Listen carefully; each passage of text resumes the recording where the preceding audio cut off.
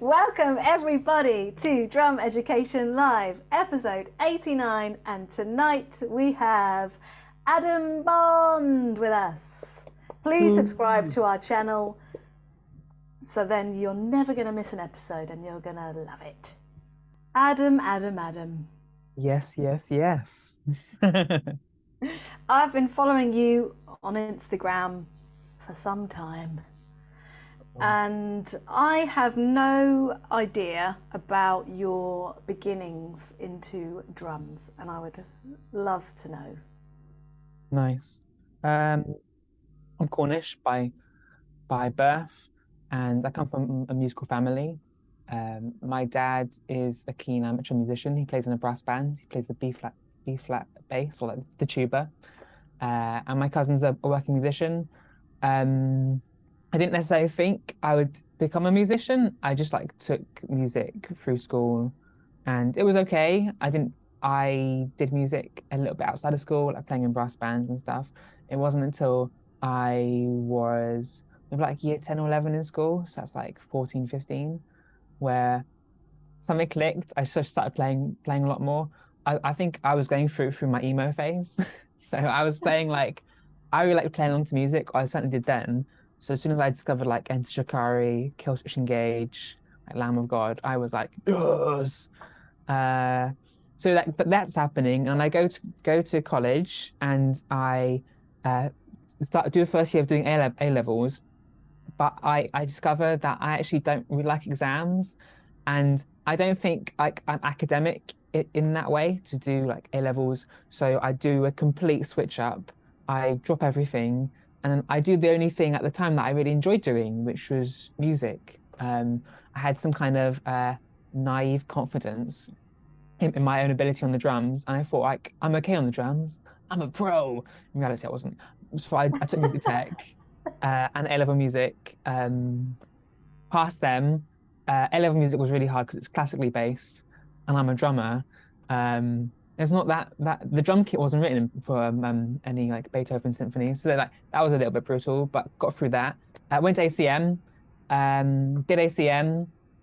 What else happened after that?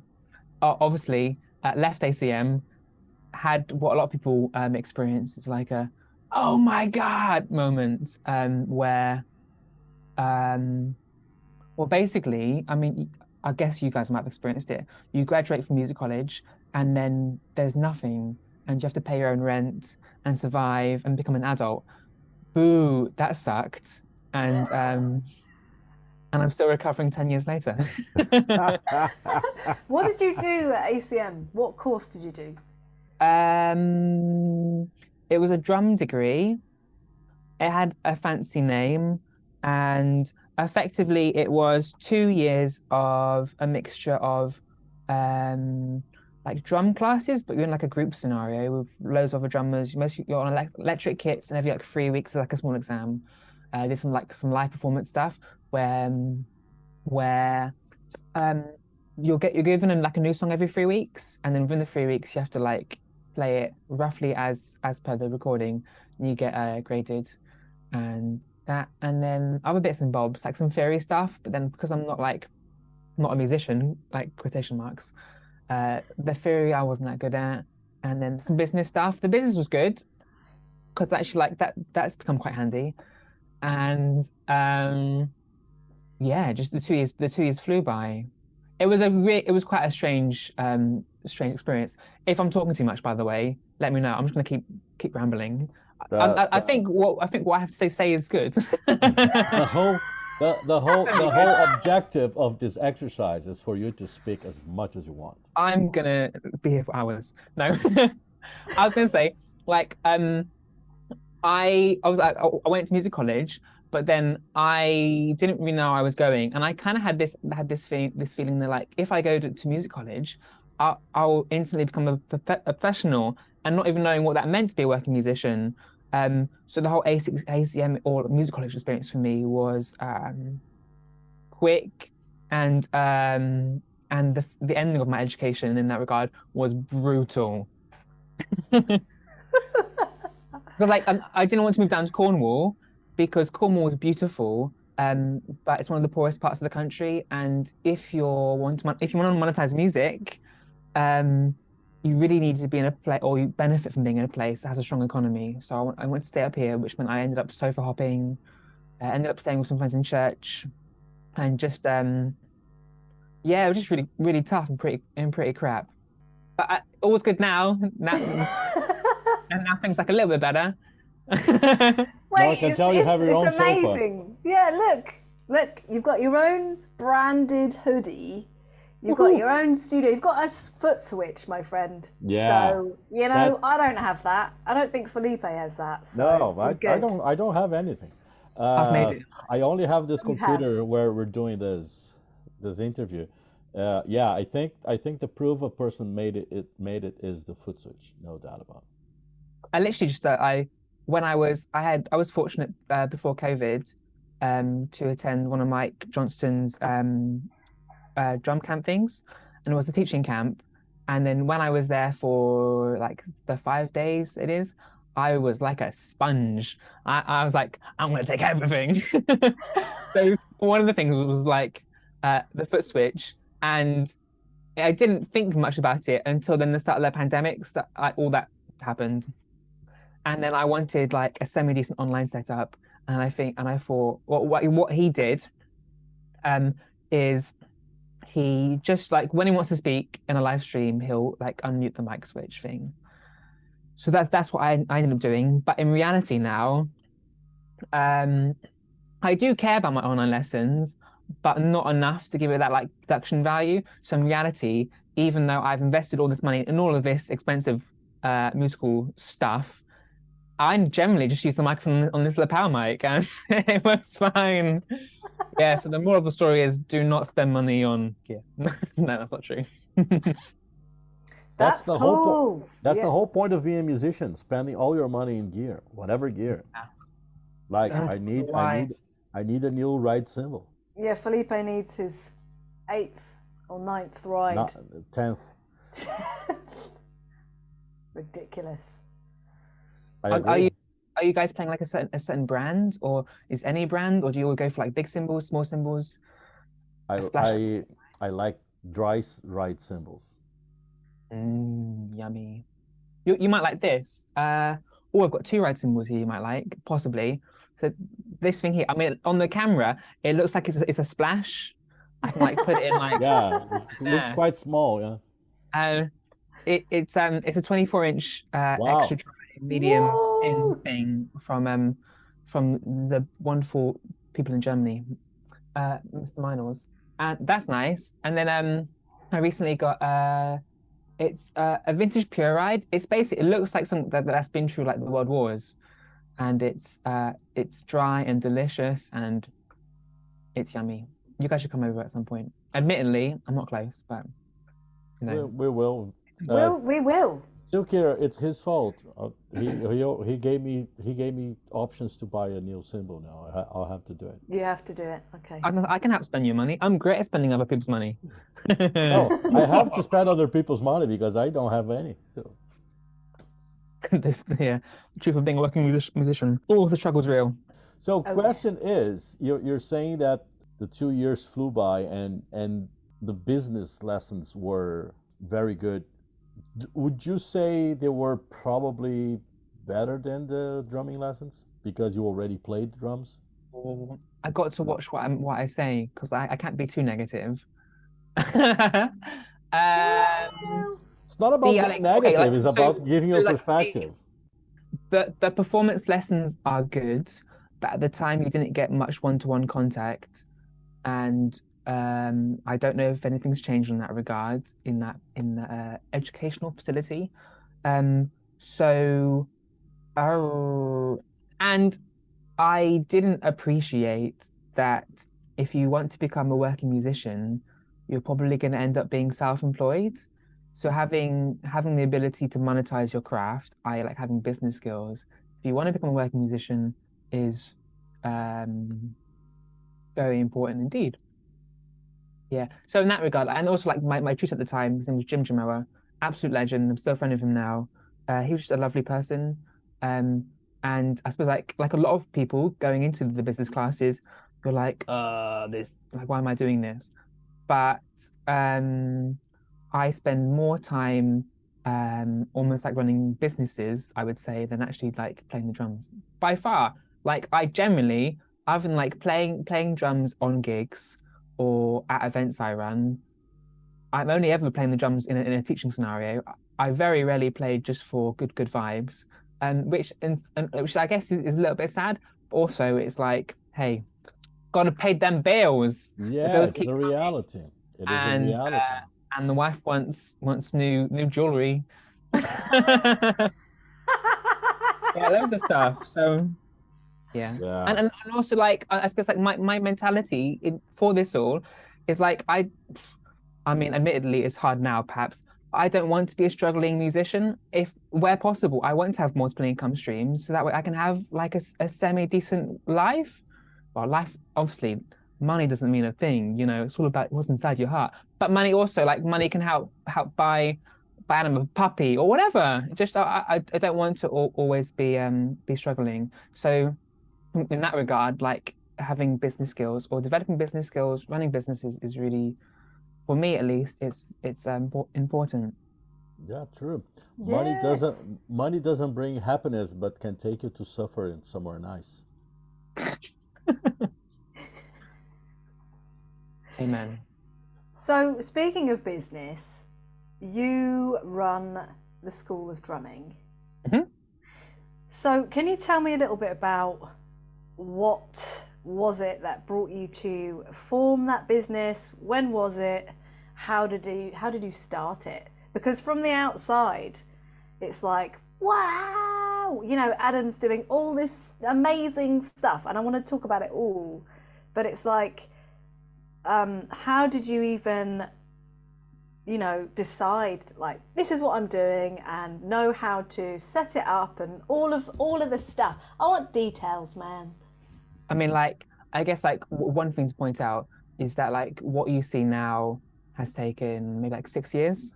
So it's not like I clicked my fingers and suddenly like we're at where we are.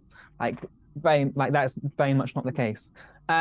So I leave ACM. Okay, this is a massive like zoom by like it's not the right word, but you get me. So I leave ACM, end up in hospitality, work in coffee shops, uh eventually I work up to being a manager in a coffee shop, get sacked, sad face. Actually it turned out to be the best thing ever because I almost like a few days after, I get offered like a part-time job, which actually turned out to be the best thing ever. The reason why is because it gave me time.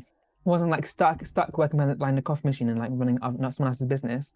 I had the brain space to like recover from being in hospitality for a few years, and then and then think like, come on now, Adam, like if you moved up here to become a musician, you better actually like do this. So I thought, well, what are the areas that I could possibly monetize in the music industry? I know this is like perhaps quite emotionless, but I mean maybe monetizing music can is just very like down to the point. So I wanted to monetize teaching to some degree, and I thought to myself, um, many things, but like, well, what if I didn't want people just to come to me and get drum lessons from Adam. I wanted it to be bigger than Adam in the future. I didn't necessarily know what that looked like, but I wanted it to be bigger than me. So I started a limited business called the School of Drumming Limited. Um, Comically, no one had taken that name or that or like had or their domains. So I did that. I got their domains from GoDaddy, and I started off going to people's homes a little bit, like driving people's homes in my Volkswagen Polo. His name's Chuck, uh, and that was Is Chuck okay. is Chuck still around? Chuck's still around at the moment. Great. Yana, who's my lovely wife, she normally drives Chuck. I have Bob. His full name's Bobby. It's a Czech name. Or I mean, this isn't to do with drumming, but there's an advert in Czech where there's a couple walk into a Czech Chinese restaurant, and then and they have a pug, and then eventually like they order from the menu, and and the milk comes out, and the dog is in the soup, and that's why the dog's called Bobby. Anyway, that's that dark story. Moving on. Where was I? Okay, so teaching drums. Is that a commercial? Going to people's homes. It is a commercial. Going to people's homes. I did only had like maybe 4 or 5 students, but already I kind of think of my business life in terms of like problems and solutions. The problem I was facing was that I was driving to people's homes, which took time and petrol, and I couldn't control the environment in their homes. Like sometimes their drum kits were naff, and I'd be in like one drum kit might be in like someone's lounge, one might be in someone's bedroom. It's just strange. So I ended up renting a place close by in Addlestone, for like 2 evenings a week, and just do lessons from there. And that was cool. Every night I'd have to load in a drum kit and a small PA system and do the lessons. So I really wanted to find like a commercial space, if possible, to do my lessons from. So that's kind of where this came up. Literally on Gumtree, I was looking, and then it was like music studio for rent, and I was like, I want a music studio. So we moved in here eventually in 2018, and then we've been growing ever since. There's this space that I'm in, which we use 6 days a week for lessons, and there's another space through the wall, again, use 6 days a week. And now we teach close to 90 people every week, one-to-one lessons. And that's the main thing it does. We've dipped our toe into other things, but the bulk of the bread and butter is our one-to-one students. Amazing. Did you have to do any soundproofing, or was that all sorted? So a person in the past had built in both rooms. So like sound doesn't get out really. We have invested a fair bit of money in changing the lighting, like the consumer unit, adding in aircon. It wasn't the spaces. It was used before as like an evening rehearsal space. So it was a little bit dark, but I wanted it to be light and fun. So yeah, changed it. And because I was working part-time, that was kind of like what I lived off financially. So then as the drum school grew, the money, instead of taking a wage from the drum school, I popped it into like investing back into the business. We had like we could buy what might be seen as ludicrous amounts of money on equipment. We're able to do that just because I wasn't taking an income from the business. Yeah, and then I went full-time with this kind of at the start of the pandemic when I went on furlough, but like properly at the start of 21. Going back a little, you said you opened a limited company. Mm-hmm. Since we're going the business path, what is the advantage of having, a limited company or just being a drum teacher? The main advantage is if for whatever reason you go bust, the taxman doesn't take your house. The business is its own its own thing. So they'll take your business, but they can't touch anything that's actually owned by you. And also, I didn't want, how to best word this? I financially separating out all my business endeavors into the two businesses that I'm currently running, or limited companies, and then my family is separate. There's a significant border between the two. That way it doesn't get confusing, and also it's just clear where the business starts and where it stops. Cool. I mean, admittedly, there are downsides. We pay a lot more in accountancy, definitely, than you would if you were like a sole trader, or if it was just you. But I've just made the decision that, yeah, I just want that protection, I guess. Let's go back into drums, and then I've got some other questions. I like drums. Okay. Who was the first drummer that you thought, yeah, I like them? Tell us who your influences are and who you like. The first person I went, yeah, was Travis Barker.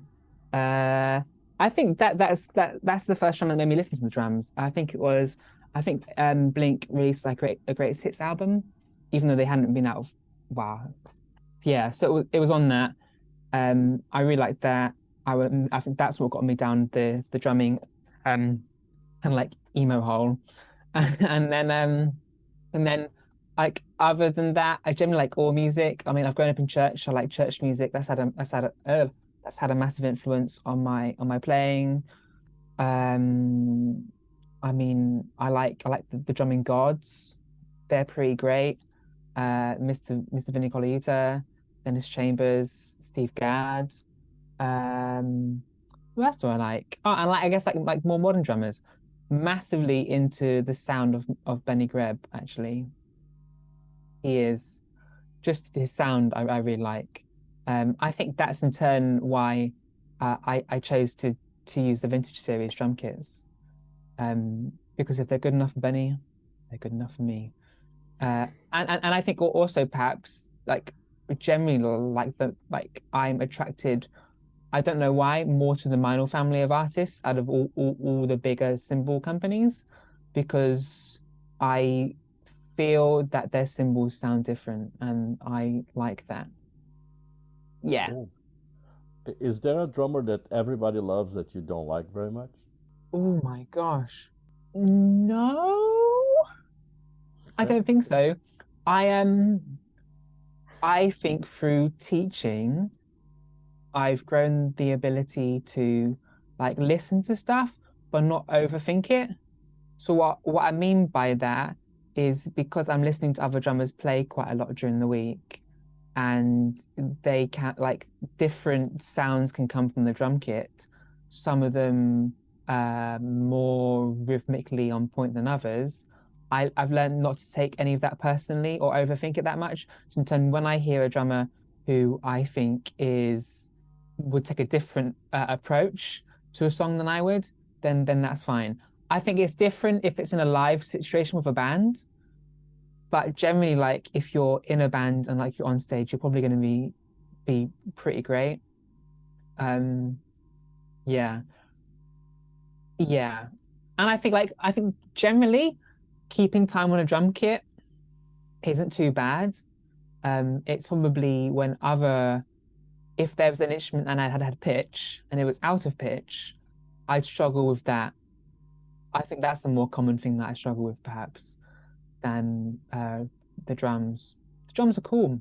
They're great. Don't get me wrong, like if someone's playing in a small room and they're hitting the drums really loud, I don't appreciate that. But it's only because I don't think that's musical. But you know, if they want to do that and it's their cymbals, good on them. As long as And I've got their earplugs. ears? Yeah. Oh.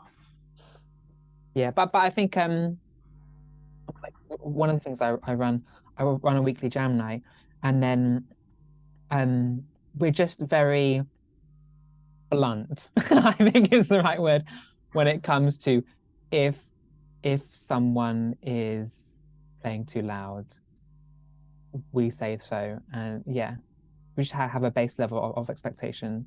But And I think it's important because I think it's also part of the education.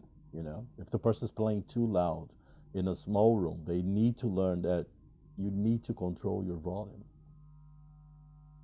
yeah, but I mean, like, you're totally right.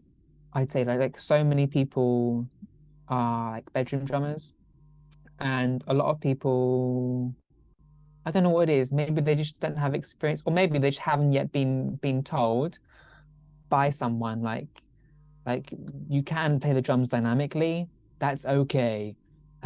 So maybe it's my job to tell them that. But I never want to be mean. I always want to be constructive. But when you're telling someone news that's blunt, direct, and that might be hurtful, you got to speak out of love. Yeah, your playing's Yeah. great. If it was like 10% of the volume. What do you think makes a great teacher, a drum teacher? And in relation to that, what do you think is missing from drum education? Got two questions in one. This is tricky. There's quite a few things. Maybe top three that make a great drum teacher. So like other than things that are just generally helpful, I like being somewhat good on what you're teaching.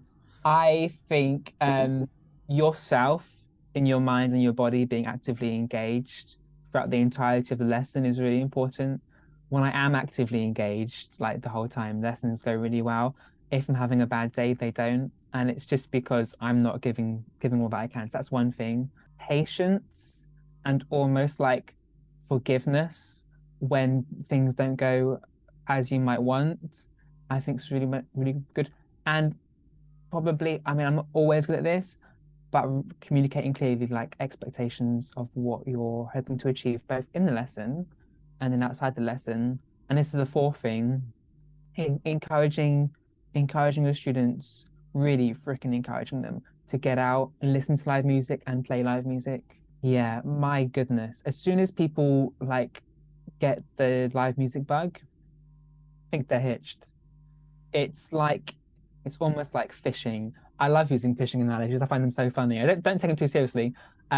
It's yeah, it's like when they've got that live music bug and they played in the band for the first time, they're like, oh my God, this is so much better than the drum lessons. Then things like it might like things might explode. I think the students who I feel that I've taught and have far exceeded my expectations are people who've somehow learned to love the instrument outside the lessons. I can't teach people to love the drums, but if anything, the drums are incredibly frustrating. But if they can do something themselves to learn to love drumming, whether that's playing along to music, playing live, playing with friends, then happy days. And then what's missing from drumming education that is so epically difficult to answer. Wow. One thing is there's too much freaking information out there, and there's nothing we can do about it, because the too much information thing is free, and the more structured education costs a ton of money because we've got to pay our bills. So it's brutal, really. I don't think there is a perfect way, and I don't think there will be a perfect way. I think people need to get to the point in their life where they decide where they want to put their money, I guess. So, admittedly, it's probably not going to happen in your 20s because you're like figuring out life. Probably not going to happen in your 30s because, again, stuff's expensive. But eventually, there'll come a point where you could consider taking on drum lessons with someone one-to-one. And it's just finding then someone who's kind of like similar to your personality, who is just a good teacher. I reckon, I mean, there's a lot of drum teachers, and some of them might not be good. Sometimes I'm one of them. Yeah. Yeah. I mean, I want to be transparent. Like, I think like we all have good days and bad days. I think my good days are becoming more often.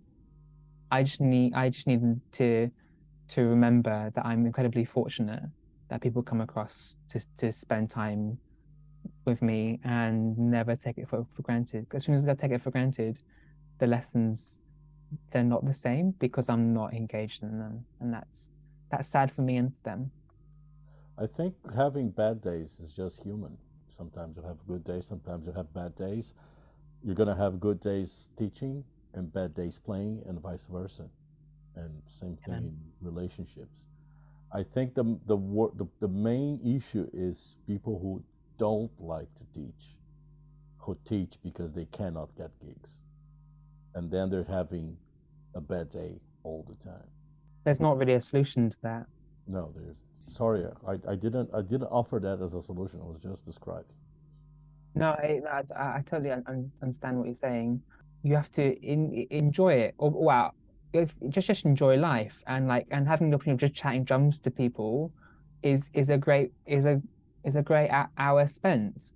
Um, if you want the expectation where you really want to monetize live performance, then that is a different kettle of fish, and it has its pros and it has its cons. I guess I've decided um, I want to be a working musician, but I also want to like see my wife and my dog every night, and I also want to be around on the weekends.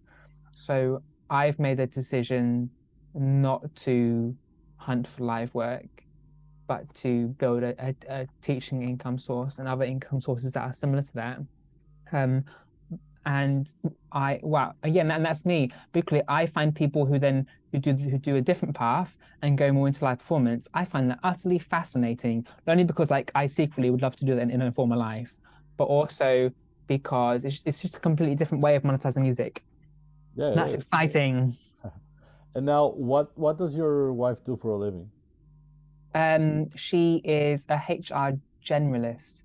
So she is, how would I describe her role? She like just knows an awful lot about just the general field of HR in a business setting, and yeah, she does that Monday to Cool. Friday like a normal working human. Like a normal person. Obviously, she's not new to this now, but not to the HR, but to having a relationship with the drummer.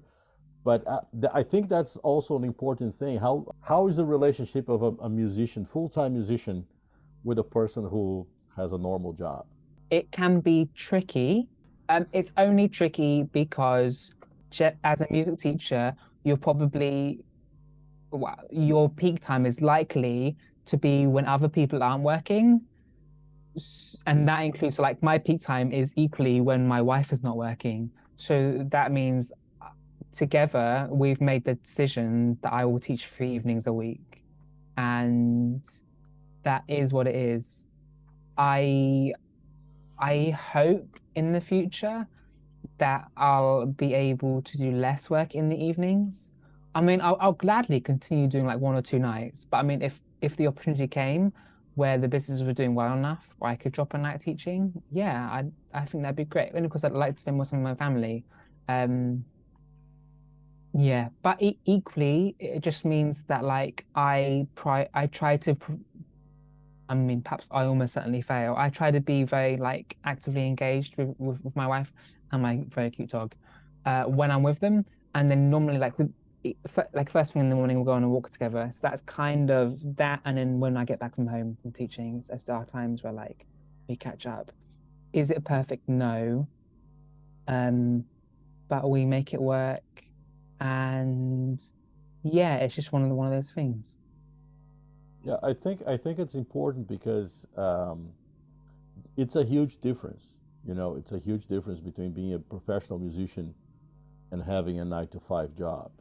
And for it's really hard for people to understand this. So that's why I wanted to bring this into the conversation. Yeah, it's tricky. I think um probably one of the things I'm struggling with the most actually is just disconnecting from work, because I am almost always thinking about work to some degree, and it's like we all have our mobile phones, and that effectively is like a mini laptop. I'm always around it, so that's bringing, yeah, that just adds a whole nother level of complication to being at home.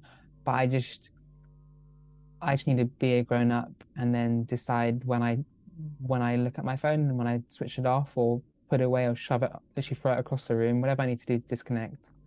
Yeah, it's tricky.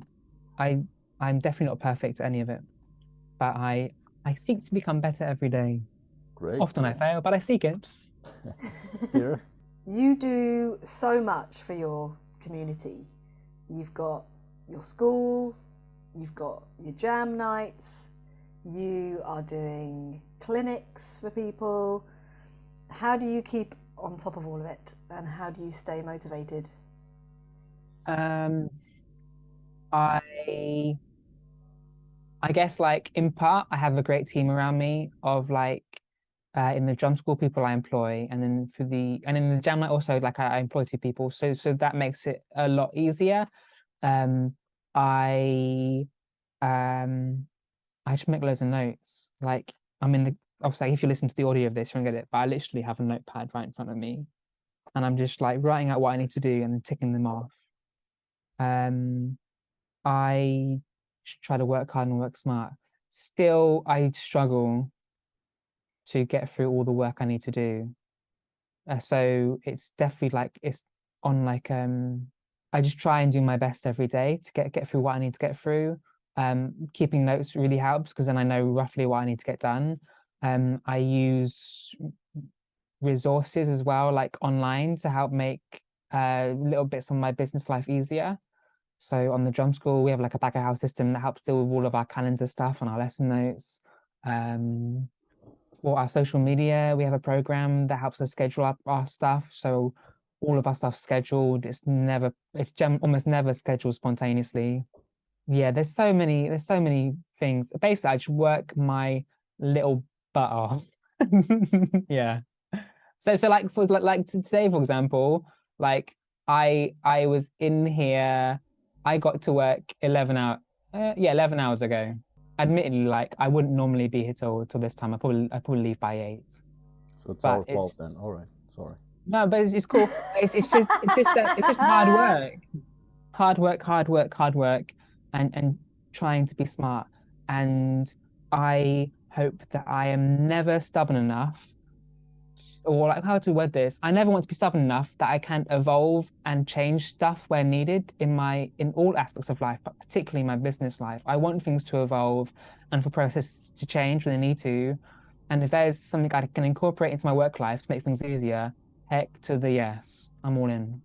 But I think it's important so people know that nothing is going to be handed to you. You need to work hard.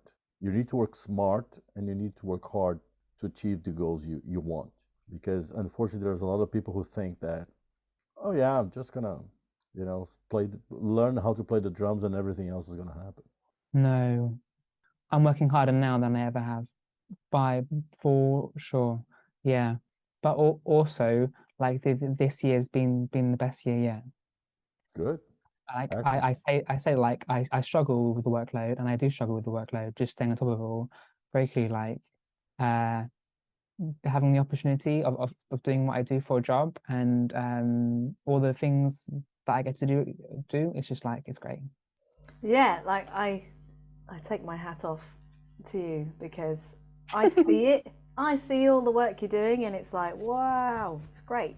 What's been the biggest thing you've had to organise or put together, and what have you learnt? I guess like there's two things that come to mind. So I've been wanting for the last few years to start a jam night, but I didn't want it to be like a normal pub jam night where it's a bunch of, how to wear this kind. Um, Old, frustrated musicians. I didn't say that. Playing I blues. did.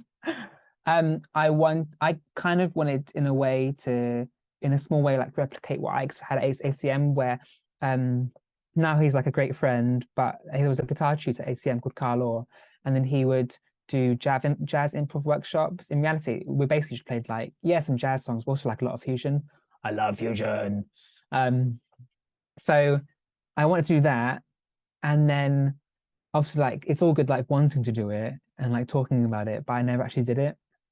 But then like at the start of this year, um I wanted this year in particular to be a year of like doing stuff rather than talking about ideas. So I spoke to Carl, who's the tutor at ACM, and I just asked him if he wanted to help run a night with me, a jam night every weekend. He was insane. He said yes. And that's been the biggest thing, only because it's a weekly commitment. Attendance can be up and down. It costs a ton of money to get decent gear together, like a full band worth of gear. It takes a ton of money hiring a venue. I'm to make it easier and more sustainable. I employ both Carl and Anna. So Carl plays guitar and Anna plays bass, and that's great. But by Joe, that's been a lot of work. And comically, I wanted it to not be a big deal running it. I wanted it just to be like burning lightly in the distance, like a little candle. But actually, it's turned out to be like the most time-consuming thing I've ever done. Yes, so that's one thing. And then and perhaps the other thing, I've only really done one self done so far. We've got two more later this year. Is I wanted to do like a night of live music. Well, I was a drummer because I like playing drums from time to time. Um, but I could like invite friends or like people I don't know but were recommended to like just like to do a night of live music.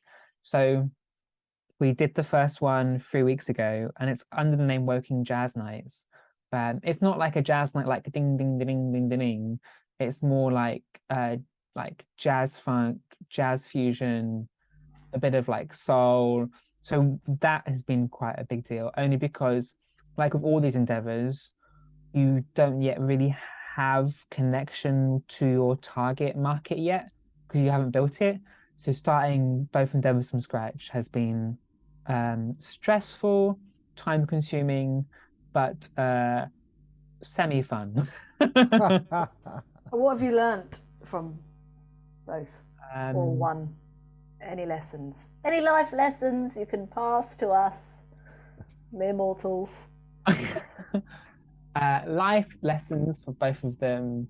It's okay not to do everything on your own and to ask for help. Normally people are willing to give help.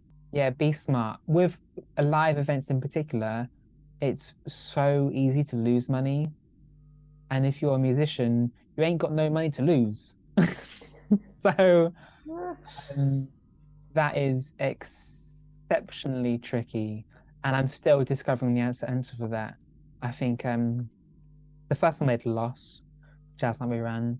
So I'm determined this for the next two for it to make me money. I don't say make me money. In reality, I'm not gonna like buy a house from this income. I'll probably like after working like 40 hours before the night, I might get like 100 quid.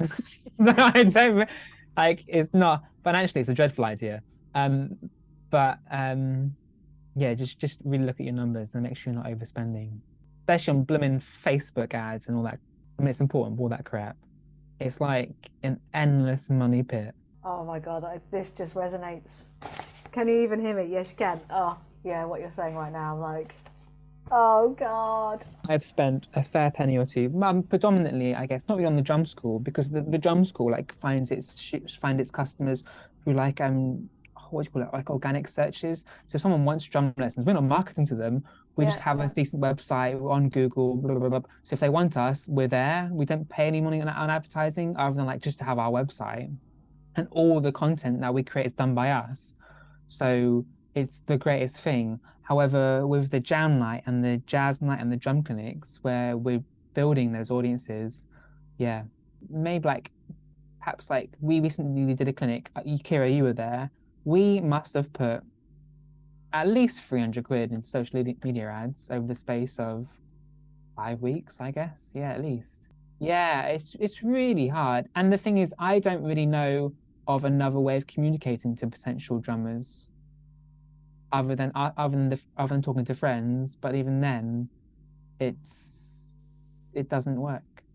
Yeah, It's hard, isn't it? I feel like you need people to see because they don't know. So you need to put the ad out, but then I also have had similar where I've put money into Facebook ads or something and then it works and then it doesn't and you're like, come on! It's just like any advertising campaign. Sometimes it works, sometimes it doesn't. Yeah. That's the nature of the game. What is next for you? What are you most excited about? Tell us everything. Obviously, like I don't know if these will happen or bear fruit, but assuming the jam night becomes easy to run, as in like it takes very little of my time, and same for the jazz nights we're running, which I think are both possible. Two things come to mind. One of them I think is likely. One of them I think is almost impossible. The one that is likely is still hard work. Is we would evolve to become a music school. Admittedly, it will involve tens of thousands of pounds of debt we take on to take an empty space and make it into multiple music rooms, which is a big risk. That's probably the most likely one. The other one, which I've been toying with, and I probably will toy with it for years to come, is, and I guess like a lot of people do, is how can I create an online income source? I don't know fully what that looks like. I imagine it's an education. I'm aware that there are an awful lot of voices in that field.